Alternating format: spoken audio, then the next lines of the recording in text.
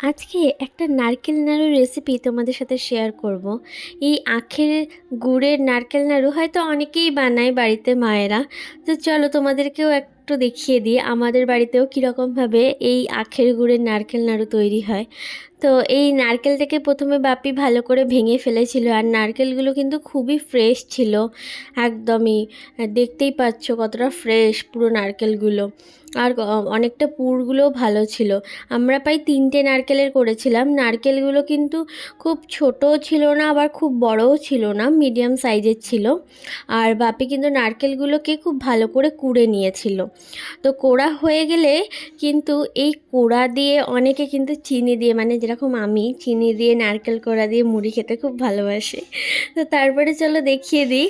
কড়ার মধ্যে এই নারকেল কোড়াগুলোকে দিয়ে দিয়েছিল, দিয়ে কিন্তু এর মধ্যে আখের গুড় অ্যাড করেছিল 750। আর প্রথমেই বলে দিই যে একটা নারকেলে 250 গুড়, তো 3টে নারকেল আমাদের হয়েছিল। ঠিক আছে, তো এবার তোমরা সেই বুঝে কিন্তু গুড় অ্যাড করবে।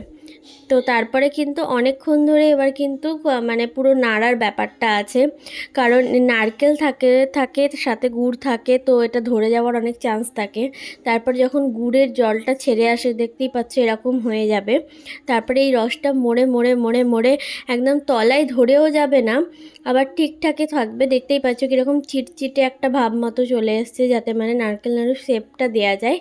এই গরম থাকতে থাকতেই কিন্তু নারকেল নাড়ুর শেপটা দিয়ে দিতে হবে, নাহলে ঠান্ডা হয়ে গেলে কিন্তু আর শেপটা ঠিকঠাকভাবে আসে না, যেহেতু গুড়ের, তাই জন্য।